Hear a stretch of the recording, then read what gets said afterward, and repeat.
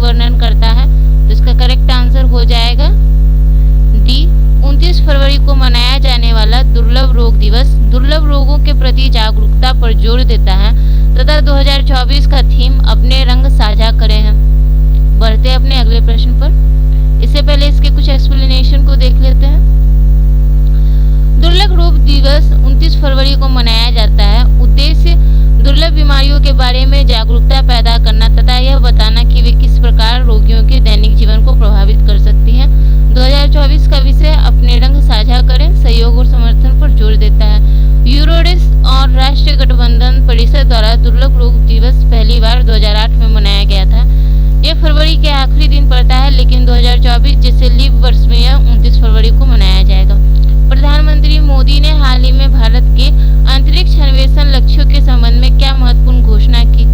अगला प्रश्न है ये, तो इसका करेक्ट आंसर हो जाएगा बी। भारत की योजना अपना स्वयं का अंतरिक्ष स्टेशन बनाने की है, जिसका नाम भारतीय अंतरिक्ष यान रखा जाएगा। अंतरिक्ष स्टेशन को 2035 तक पूरा करने और 2040 तक एक भारतीय अंतरिक्ष यात्री को चंद्रमा पर भेजने का लक्ष्य है। बढ़ते अपने अगले प्रश्न की तरफ।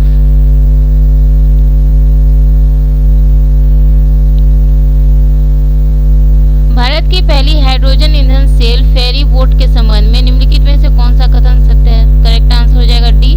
इस जहाज का निर्माण कोचिन शिपयार्ड में किया गया और यह 50 यात्रियों को ले जा सकता है।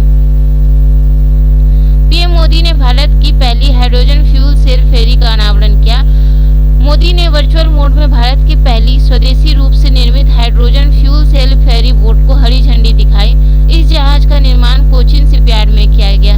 यह जहाज 24 मीटर लंबा फेरी बोट है जो पूरी तरह से वातानुकूलित है और 50 यात्रियों को ले जा सकता है। यह शहरी गतिशीलता को सुगम और आसान बनाएगा।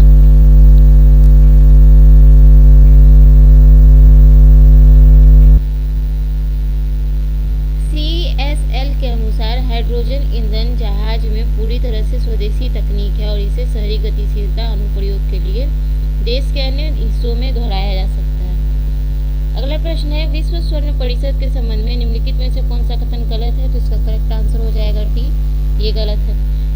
सही कथनों को देखते हैं। इसमें से सही कथन हो जाएंगे, विश्व स्वर्ण परिषद ने सचिन जैन को भारत के लिए अपना CEO नियुक्त किया।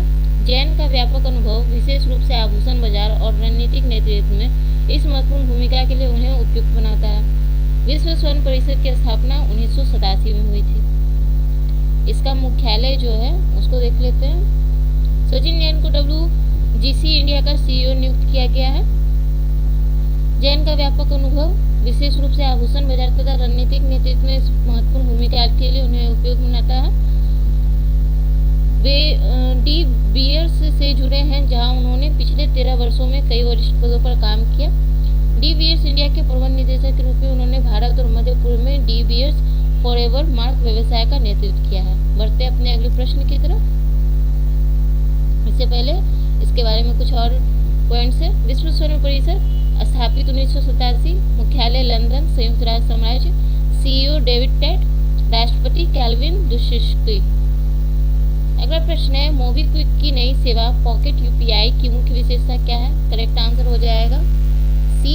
यह उपयोगकर्ता को अपना बैंक खाता लिंक किए बिना UPI भुगतान करने की अनुमति देता है। बढ़ते अपने अगले प्रश्न की तरफ।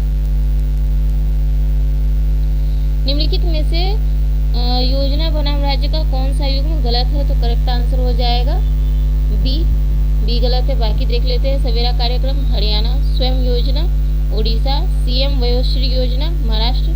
सवेरा कार्यक्रम हरियाणा हो गया और वन मित्र जो है वो भी हरियाणा के द्वारा ही लॉन्च की गई है। महतारी वंदना योजना छत्तीसगढ़ और युवा निधि योजना कर्नाटक द्वारा। अगला प्रश्न है, प्रधानमंत्री नरेंद्र मोदी ने किस राज्य में भारतीय अंतरिक्ष अनुसंधान संगठन इसरो के दूसरे अंतरिक्ष बंदरगाह का उद्घाटन किया है? करेक्ट आंसर होगा बी, तमिलनाडु। बढ़ते अगले प्रश्न पर। उससे पहले इसके कुछ एक्सप्लेनेशन को देख लेते हैं। तो तमिलनाडु के कुलशेखरपट्टिनम में भारतीय अंतरिक्ष अनुसंधान संगठन का दूसरा अंतरिक्ष बंदरगाह की आधारशिला रखी गई है।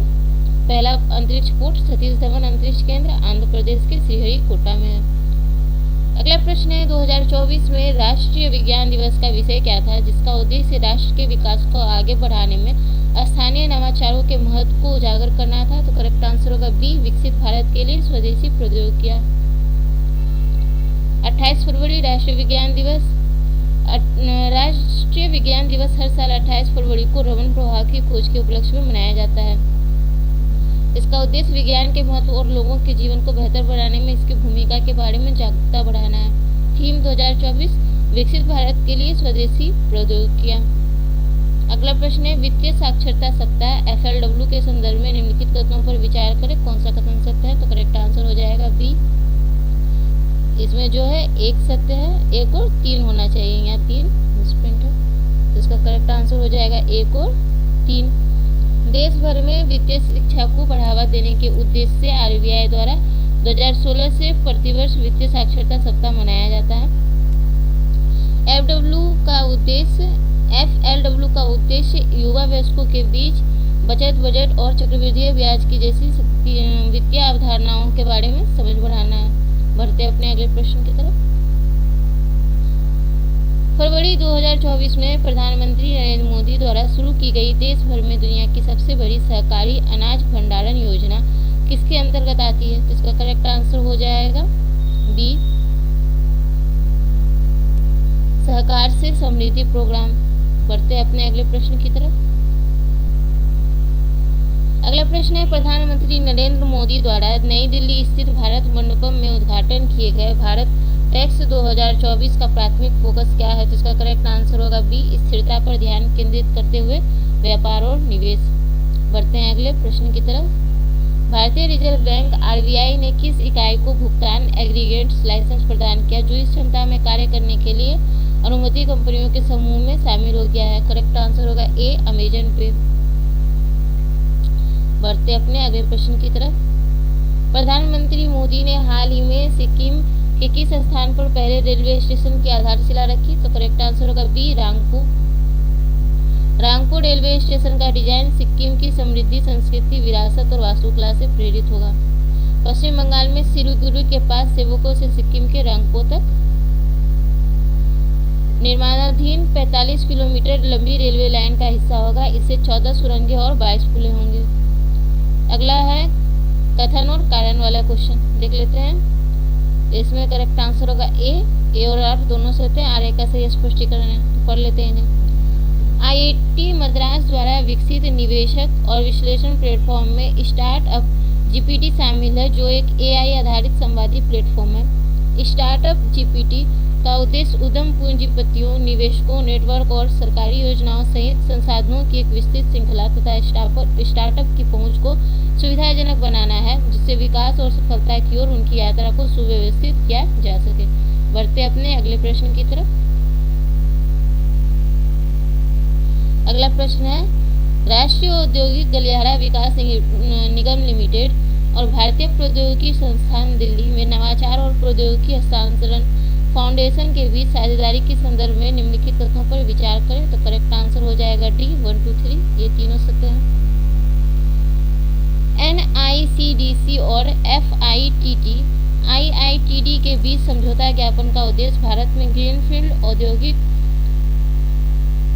स्मार्ट शहरों के विकास के लिए इष्टतम स्थानों की पहचान करना है। इस साझेदारी का उद्देश्य इन शहरों की योजना बनाने के लिए PM गतिशक्ति सिद्धांतों और ढांचे का लाभ उठाना है। मूल्यांकन में व्यवसाय की आसानी, जीवन यापन लागत, रसद लागत और स्थिरता जैसे कारकों पर विचार किया जाएगा। तो ये तीनों ही पॉइंट जो है सही है। बढ़ते हैं अपने अगले प्रश्न की तरफ। अगला प्रश्न है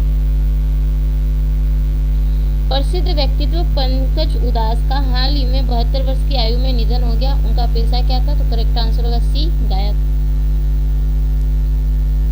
सुरीली आवाज वाले पंकज ने फिल्म इंडस्ट्री में अपनी शुरुआत फिल्म मुन्ने की अम्मा की गाने से की थी। तुम हसीन में जवां 1970 में किशोर कुमार के साथ काम किया। इन्हें पद्मश्री से सम्मानित किया गया है। अगला प्रश्न है विश्व NGO दिवस के संदर्भ में निम्नलिखित कथनों पर विचार करें। कथन कौन सा सत्य है? तो करेक्ट आंसर हो जाएगा ए, 1 और 2। विश्व एनजीओ दिवस प्रतिवर्ष 27 फरवरी को मनाया जाता है ताकि सतत विकास को बढ़ावा देने और मानव अधिकारों की वकालत करने में एनजीओ की भूमिका का सम्मान किया जा सके। विश्व एनजीओ दिवस की अवधारणा को आधिकारिक तौर पर 17 अप्रैल 2010 को लिथुआनिया के विनियस में बाल्टिक सागर एनजीओ फोरम के दौरान प्रस्तावित और मान्यता दी गई थी। बढ़ते अपने अगले प्रश्न की तरफ।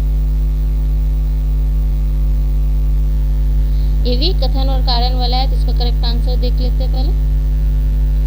इसका करेक्ट आंसर हो जाएगा ए। आइए इन्हें देख लेते हैं। बिहार स्टार्टअप फंड ट्रस्ट ने बिहार में स्टार्टअप्स के विकास को बढ़ावा देने के लिए भारतीय लघु विकास बैंक सिडबी के साथ साझेदारी की है। इस सहयोग का उद्देश्य एक सहायक पारिस्थितिकी तंत्र बनाकर और बीएसएफटी के लिए 500 करोड़ रुपए की प्रारंभिक निधि के माध्यम से वित्तीय सहायता प्रदान करने बिहार को स्टार्टअप हब में बदलना है। बढ़ते अपने अगले प्रश्न की तरफ। अगला प्रश्न है, विश्व व्यापार संगठन का 13वां मंत्रिस्तरीय स्तरीय सम्मेलन कहाँ आयोजित हुआ? तो इसका करेक्ट आंसर होगा सी, अबू धाबी, संयुक्त अरब अमीरात।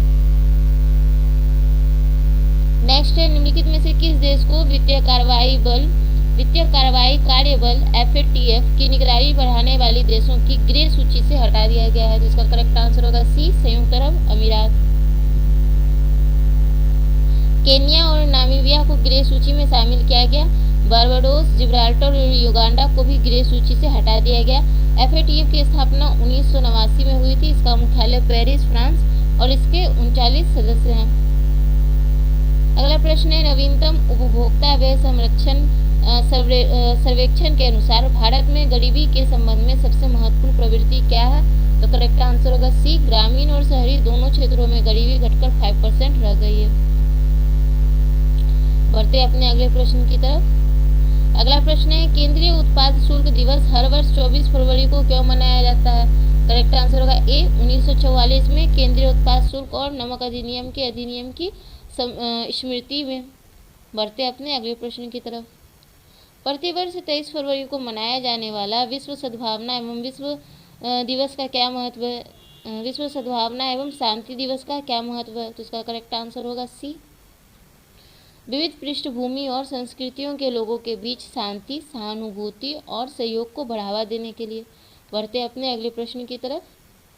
नवनिर्मित सुदर्शन सेतु पुल की कौन सी विशेषता सांस्कृतिक विरासत के साथ तकनीकी प्रगति के एकीकरण को रेखांकित करती है? तो इसका करेक्ट आंसर हो जाएगा बी, फुटपाथ पर भगवद गीता के श्लोकों और भगवान कृष्ण की छवियों को शामिल किया गया है, जिससे इसकी संरचनात्मक डिजाइन के साथ आध्यात्मिक महत्व का मिश्रण हो गया। बढ़ते अपने अगले प्रश्न की तरफ।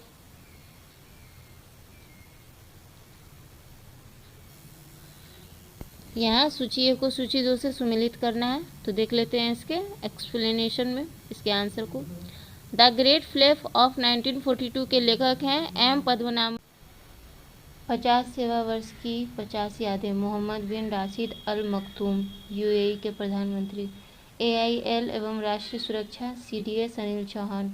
हरियाणा सरकार के 9 अविश्वसनीय वर्ष, एक नए और जीवंत हरियाणा का उदय, वीपी जगदीप धनखड़ द्वारा विमोचन। एक समंदर मेरे अंदर, संजीव जोशी। प्रणव मेरे पिता, शर्मिष्ठा मुखर्जी। पाक कला की पुस्तकें, रामचंद्र गुहा।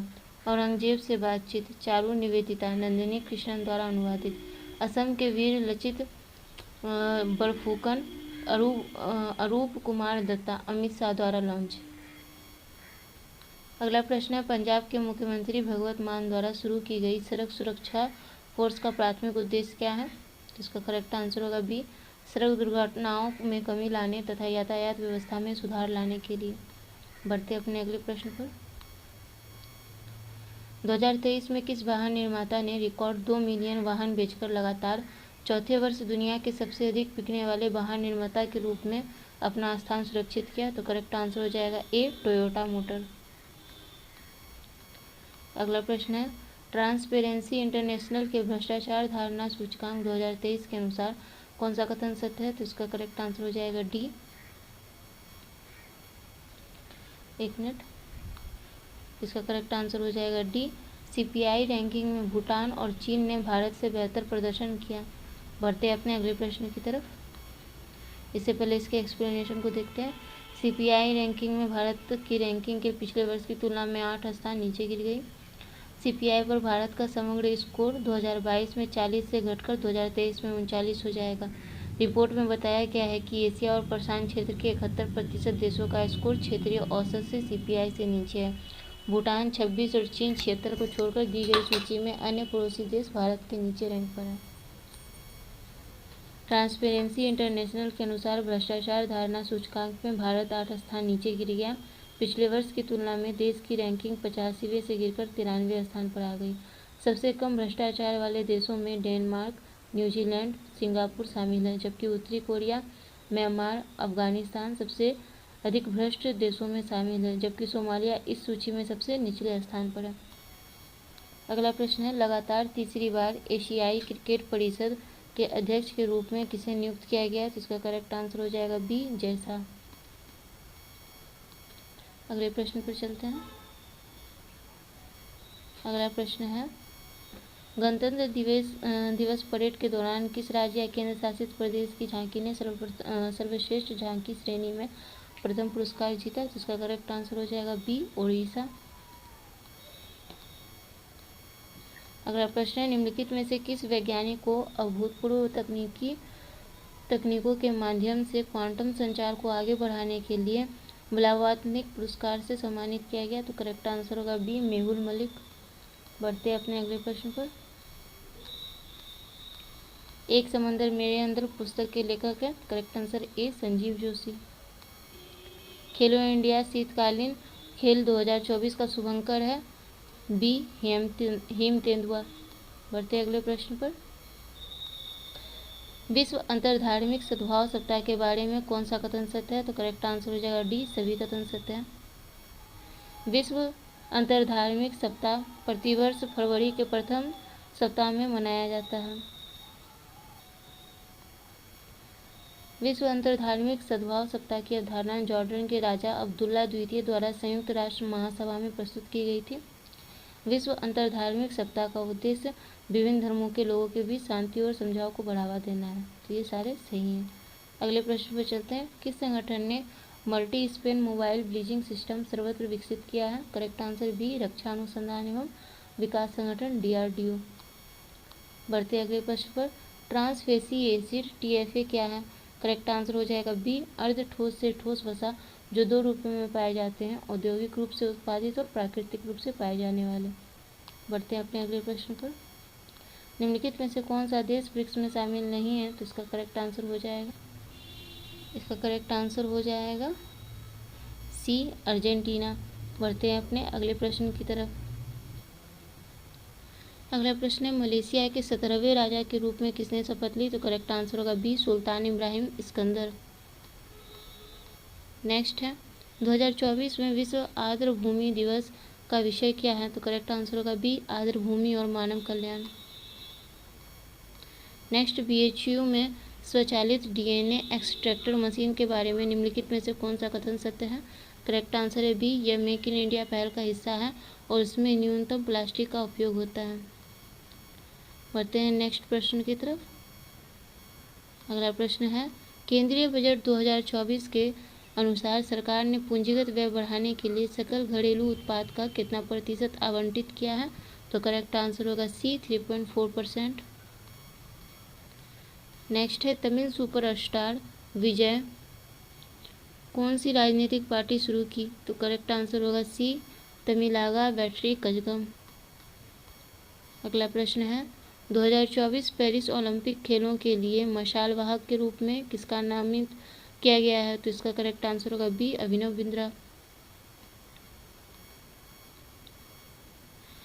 अगला प्रश्न है, हरिद्वार में स्मार्ट गश्त के लिए उत्तराखंड पुलिस ने क्या पहल की? करेक्ट आंसर होगा सी, स्वसंतुलन वाले इलेक्ट्रिक स्कूटर पेश करना। अगला प्रश्न है, 2024 ब्रांड गार्जियनशिप इंडेक्स के संदर्भ में कौन सा कथन सत्य है? तो करेक्ट आंसर हो जाएगा सी, 2 और 3। 2024 brand guardian index brand finance द्वारा संकलित किया गया है।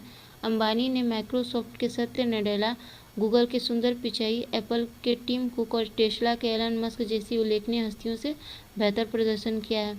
बढ़ते हैं अपने अगले प्रश्न पर। अगला प्रश्न है, प्रथम पुरुष FIH हॉकी विश्व कप के संदर्भ में कौन सा कथन गलत है? तो करेक्ट आंसर हो जाएगा केवल एक। तो इनमें से एक कथन गलत है। आइए इसके एक्सप्लेनेशन को पढ़ लेते हैं। भारत ने पुरुष FIH हॉकी विश्व कप में 5वां स्थान हासिल किया, जिसमें नीदरलैंड ने फाइनल मैच में मलेशिया को हराकर जीत हासिल की। मलेशिया का रजत पदक जीतना सराहनीय था, खासकर ये देखते हुए कि उनके 6 खिलाड़ियों ने पहले ब्यूनस आयर्स में 2018 यूथ ओलंपिक गेम्स में हॉकी प्रारूप में खेलते हुए स्वर्ण पदक जीता था। पूल चरण में मिस्र से हारने के बाद खुद को भुनाने के प्रयास में भारत ने 5वें स्थान के लिए मैच में मिस्र को 6-4 से हराकर दमदार प्रदर्शन किया। पुरुष हॉकी विश्व कप 2024 के बारे में अन्य बातें। मेजबान देश ओमान, टीमों की संख्या 16, विजेता नीदरलैंड, उपविजेता मलेशिया, तीसरा स्थान ओमान, शीर्ष स्कोरर वहीद राना पाकिस्तान के 23 गोल, सर्वश्रेष्ठ खिलाड़ी अकीमुल्लाह अन्नूर मलेशिया, सर्वश्रेष्ठ युवा खिलाड़ी हन्नान साहिद पाकिस्तान, सर्वश्रेष्ठ गोलकीपर जॉय वैन वाल्जिस्टन नीदरलैंड शीर्ष फॉर्म में। अगला प्रश्न है, विश्व कैंसर दिवस के संबंध में निम्नलिखित में से कौन सा कथन गलत है? तो करेक्ट आंसर हो जाएगा बी गलत है, बाकी सारे सही हैं। उन्हें देख लेते हैं। 2022-24 की अवधि के लिए थीम है देखभाल की खाई को पाटें, हर किसी को कैंसर से देखभाल तक पहुंच का अधिकार है। विश्व कैंसर दिवस की उत्पत्ति 1999 में पेरिस के आयोजित कैंसर के विरुद्ध विश्व शिखर सम्मेलन से जुड़ी है, जिसके दौरान इस विचार की कल्पना की गई थी। इसका उद्देश्य कैंसर के खिलाफ लड़ाई में वैश्विक सहयोग की आवश्यकता पर जोर देना था तथा देखभाल और अनुसंधान दोनों से संबंधित चिंताओं पर ध्यान देना था। बढ़ते अपने अगले प्रश्न की तरफ। हेज गेंगोब, जिनका हाल ही में 82 वर्ष की आयु में निधन हो गया, किस देश के राष्ट्रपति थे? D Namibia. अगला प्रश्न है, अल सल्वाडोर के संदर्भ में कितने कथन सही हैं? तो करेक्ट आंसर हो जाएगा सिर्फ 2। आइए इसके एक्सप्लेनेशन को देखते हैं। राष्ट्रपति नायब बुकले ने अल सल्वाडोर के चुनावों में शानदार जीत हासिल की, क्योंकि मतदाताओं ने लोकतांत्रिक पतन के बारे में चिंताओं को नज़रअंदाज कर दिया और गिरोहों पर उनके जोरदार दमन को स्वीकार किया, जिससे मध्य अमेरिकी राष्ट्र में सुरक्षा में काफ़ी सुधार हुआ। 70% से थोड़ा अधिक मतों के साथ बुकेले ने 83% से अधिक समर्थन प्राप्त किया। अपने दूसरे कार्यकाल की शुरुआत करते हुए गरीबी से निपटना और आर्थिक विकास को बढ़ावा देना उनकी सर्वोच्च प्राथमिकता है। वैश्विक पर्यवेक्षकों के संदेह में के बावजूद बिटकॉइन को अपनाने जैसी बुकेल की पहल आर्थिक जीवन शक्ति को बढ़ावा देने और गरीबी को कम करने का प्रयास करती है। अब कुछ बातें अल सल्वाडोर के बारे में। राजधानी सैन सल्वाडोर, मुद्राएं बिटकॉइन, संयुक्त राज्य अमेरिकी डॉलर, आधिकारिक भाषा स्पेनिश, अध्यक्ष नायब बुकेले।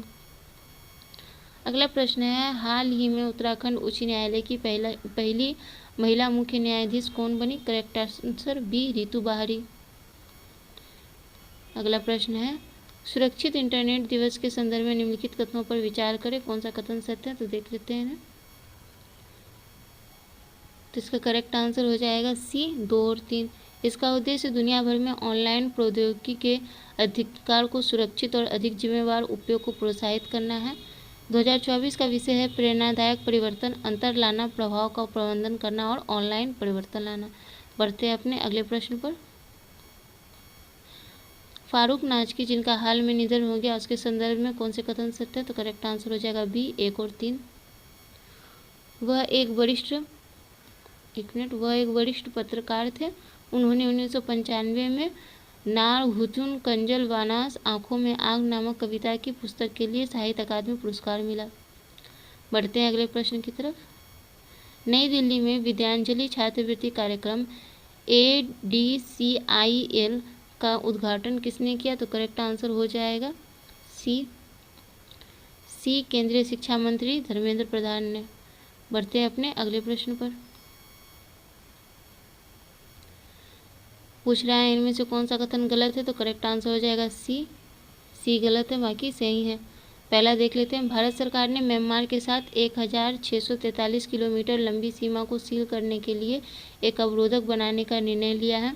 यह कदम 2021 में म्यांमार में सैन्य तख्तापलट के बाद भारत में शरण लेने वाले कई हजार जुंटा विरोधी विद्रोहियों की आमद के जवाब में उठाया गया। मुक्त आवागमन व्यवस्था भारत और म्यांमार के बीच एक व्यवस्था है जो सीमा पर रहने वाले स्थानीय जनजातियों को बिना वीज़ा के दूसरे देशों में 16 किलोमीटर तक यात्रा करने की अनुमति देता है। ये सारे पॉइंट सही थे। अगला प्रश्न है, बिहार सरकार द्वारा लॉन्च किए गए डिवाइस नीतीश का उद्देश्य क्या है? करेक्ट आंसर हो जाएगा सी, आसन्न प्राकृतिक आपदाओं के बारे में उपयोगकर्ताओं को सचेत करना। बढ़ते हैं अगले प्रश्न पर। 19वें IBA वार्षिक बैंकिंग प्रौद्योगिकी सम्मेलन एक्सपो और प्रशस्ति पत्र में साउथ इंडियन बैंक को कौन सा पुरस्कार मिला? तो करेक्ट आंसर हो जाएगा सी, वर्ष का सर्वश्रेष्ठ प्रौद्योगिकी बैंक। अगले प्रश्न पे चलते हैं। अगला प्रश्न है, हाल ही में बिहार विधानसभा के अध्यक्ष के रूप में किसे चुना गया? तो करेक्ट आंसर हो जाएगा डी, नंद किशोर यादव। अगला प्रश्न है, पहले चरण में लगभग 60% वोट हासिल करके इंडोनेशिया के राष्ट्रपति के रूप में किसे चुना गया? Correct answer B, Prabowo Subianto. Next है, मिलन के संबंध में कौन सा कथन सत्य है? तो करेक्ट आंसर हो जाएगा सी, विशाखापत्तनम में मिलन नौसैनिक अभ्यास में 50 से अधिक देश भाग लेंगे, जिसका उद्देश्य वैश्विक समुद्री सुरक्षा को मजबूत करना है। बढ़ते हैं अपने अगले प्रश्न पर। अगला प्रश्न है, वैश्विक पर्यटन लचीलापन दिवस के संबंध में कौन सा कथन गलत है? तो इसका करेक्ट आंसर हो जाएगा ए गलत है, बाकी सारे सही हैं, उन्हें देख लेते हैं। इसका मुख्य लक्ष्य पर्यटन उद्योग में लचीलेपन की महत्वपूर्ण प्रकृति के बारे में जागरूकता बढ़ाना है। वर्ष 2024 का फोकस लचीला पर्यटन, बेहतर पुनर्निर्माण है, जिसे पर्यटन क्षेत्र के लिए संकट के बाद सुधार और पुनरुद्धार के महत्व पर बल दिया गया है। पर्यटन लचीलेपन को किसी गंतव्य की विभिन्न चुनौतियों के, विशेष रूप से जलवायु परिवर्तन और प्राकृतिक आपदाओं से उत्पन्न चुनौतियों को सहने, अनुकूलित होने और उनसे उबरने की क्षमता के रूप में परिभाषित किया जाता है। तो ये सभी पॉइंट सही है। बढ़ते हैं अपने अगले प्रश्न की तरफ। कविता चौधरी, जिनका हाल ही में 67 वर्ष की आयु में निधन हो गया, तो करेक्ट आंसर हो जाएगा सी, अभिनेत्री थी। अगला प्रश्न है, किस राज्य ने हर घर जल योजना के तहत 100% कवरेज हासिल कर लिया है? जो ऐसा करने वाला पूर्वोत्तर में पहला और भारत में 10वां राज्य है। तो करेक्ट आंसर हो जाएगा सी, अरुणाचल प्रदेश।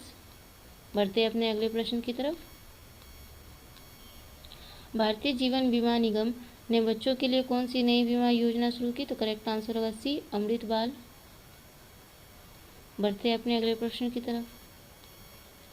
ज्ञानपीठ पुरस्कार 2023 के प्राप्तकर्ता हैं? करेक्ट आंसर सी, गुलजार और जगतगुरु रामभद्राचार्य। गुलजार को उनके हिंदी सिनेमा में महत्वपूर्ण योगदान के लिए जाना जाता है, साथ ही उन्हें हमारे समय के प्रमुख उर्दू कवियों में से एक जाना जाता है। उन्हें साहित्य पुरस्कार के सहित कई प्रतिष्ठित पुरस्कारों से सम्मानित किया गया है। 2002 में उन्हें उर्दू के लिए दादा साहब फाल्के अकादमी पुरस्कार मिला था। 2013 में फाल्के और 2004 में पद्म भूषण से सम्मानित थे। ज्ञानपीठ पुरस्कार विजेता जगतगुरु रामभद्राचार्य एक प्रतिष्ठित हिंदू आध्यात्मिक संत हैं और तुलसीदास संघ के संस्थापक। चित्रकूट में ज्ञानपीठ के संस्थापक ने 240 से अधिक रचनाएं लिखी हैं। उन्हें 2015 में पद्म विभूषण से पुरस्कार से सम्मानित किया गया है। यह सम्मान संस्कृत भाषा में योगदान को मान्यता देने वाले ज्ञानपीठ पुरस्कार का दूसरा उदाहरण है। उर्दू भाषा में 5वां है, जो इस पुरस्कार द्वारा सम्मानित विविध भाषाई और सांस्कृतिक विरासत को दर्शाता है। बढ़ते अपने अगले प्रश्न पर। 18 फरवरी 2024 को विश्व व्हेल दिवस को मनाने का उद्देश्य क्या है? करेक्ट आंसर बी, पारिस्थितिकी तंत्र में व्हेल की भूमिका की सराहना करना तथा उनके सामने आने वाली चुनौतियों पर प्रकाश डालना। बढ़ते अपने अगले प्रश्न पर। 11वें अंतर्राष्ट्रीय कठपुतली महोत्सव का उद्घाटन कहाँ किया गया? Correct answer C, Chandigarh, Bharat. Next, 17वीं लोकसभा चुनाव में पंजाब के लिए राज्य आइकन के रूप में किसे नामित किया गया? सी, सुमन गिल। नेक्स्ट प्रश्न है, 2024 में दुनिया का पहला लकड़ी का उपग्रह लिग्नोसेट लॉन्च करने की योजना बना रहा है। तो इसका करेक्ट आंसर हो जाएगा बी, जापान और अमेरिका। बढ़ते अपने अगले प्रश्न पर। बैडमिंटन एशिया टीम चैंपियनशिप का खिताब किसने जीता, जो इस महाद्वीपीय टीम के चैंपियनशिप में उनकी पहली जीत है। फ्रेंड्स, उससे पहले एक छोटी सी रिक्वेस्ट, अगर आपने यहाँ तक हमारा वीडियो देखा है और अभी तक लाइक नहीं किया है तो प्लीज़ पहले वीडियो को लाइक कर दें, आप भूल जाएंगे। और अगर आप नए हैं और आपने अभी तक हमारे चैनल को सब्सक्राइब भी नहीं कर रखा है तो प्लीज़ फ्रेंड्स सब्सक्राइब करें, ताकि हम ऐसे ही मोटिवेट होकर जल्द से जल्दी आपके पास ऐसी ही इम्पोर्टेंट वीडियो ला सकें। ओके फ्रेंड्स, बढ़ते हैं अपने प्रश्न के आंसर की तरफ। तो इसका करेक्ट आंसर हो जाएगा सी, भारत। अगले प्रश्न पे चलते हैं। अगला प्रश्न है, विश्व सामाजिक न्याय दिवस के संदर्भ में निम्नलिखित कथनों पर विचार करें। तो पूछ रहा है कौन सा कथन सत्य है, इन्हें देख लेते हैं। तो इसका करेक्ट आंसर हो जाएगा डी, ये सभी कथन सही हैं, इन्हें पढ़ लेते हैं। विश्व सामाजिक न्याय दिवस प्रतिवर्ष 20 फरवरी को मनाया जाता है ताकि दुनिया भर में अन्याय के बारे में जागरूकता बढ़ाने और विभिन्न समुदायों को एकजुट करने के लिए एक मंच प्रदान किया जा सके। वर्ष 2024 में विश्व सामाजिक न्याय दिवस का विषय अंतराल को पाटना गठबंधन बनाना है। विश्व सामाजिक न्याय दिवस की शुरुआत 1995 में सामाजिक विकास के लिए कोपेनहेगन शिखर सम्मेलन के परिणामों से मानी जा सकती है, जिसमें गरीबी, बेरोजगारी और भेदभाव को दूर करने पर जोर दिया गया था। बढ़ते अपने अगले प्रश्न पर। अगला प्रश्न है, इंडस एक्स शिखर सम्मेलन एक महत्वपूर्ण 2 दिवसीय कार्यक्रम है जो भारत और अमेरिका के बीच रणनीतिक, प्रौद्योगिकी और साझेदारी और रक्षा औद्योगिक सहयोग को बढ़ावा देने पर केंद्रित है। यह फरवरी 2024 में कहाँ आयोजित किया गया था? तो इसका करेक्ट आंसर हो जाएगा बी, नई दिल्ली, भारत। बढ़ते अपने अगले प्रश्न पर। 2024 के लिए हेनले पासपोर्ट इंडेक्स के संबंध में कौन सा कथन गलत है? तो करेक्ट आंसर हो जाएगा बी। बी गलत है, बाकी सारे सही हैं, इन्हें देख लेते हैं। 2024 के लिए हेनले पासपोर्ट सूचकांक में फ्रांस को शीर्ष स्थान पर रखा गया है, जिससे यह ऐसा देश बन गया है जिसके पासपोर्ट धारक 194 देशों में वीजा मुक्त पहुंच का आनंद ले सकते हैं, जो सूचकांक में सबसे अधिक है। हेनले पासपोर्ट सूचकांक विश्व के पासपोर्ट की एक व्यापक रैंकिंग है जो धारकों को उपलब्ध कराई गई पहुंच पर आधारित है तथा यह अंतर्राष्ट्रीय वायु परिवहन संघ IATA द्वारा उपलब्ध कराए गए आंकड़ों पर आधारित है। यह सूचकांक वैश्विक स्वतंत्रता के लिए प्रमुख मानक है। तो ये सभी पॉइंट करेक्ट हो जाएंगे। बढ़ते अपने अगले प्रश्न की तरफ। हाल ही में युवाओं के कौशल को बढ़ाने के लिए नौकरी बाजार की उभरती मांगों को पूरा करने के लिए भारत के पहले कौशल भारत केंद्र का उद्घाटन किया गया। भारत के पहले कौशल भारत केंद्र का उद्घाटन किसने किया और कहाँ स्थित है? तो ये करेक्ट आंसर हो जाएगा सी, केंद्रीय शिक्षा मंत्री एवं कौशल विकास मंत्री ने उड़ीसा में। अगला प्रश्न है, तो अगला प्रश्न है, देखिए ये प्रश्न दिख नहीं रहा है, मैं आपको पढ़ के बता देती हूँ।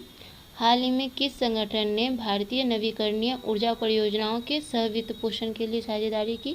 तो इसका करेक्ट आंसर हो जाएगा ए, भारतीय अक्षय ऊर्जा विकास एजेंसी लिमिटेड और पंजाब नेशनल बैंक।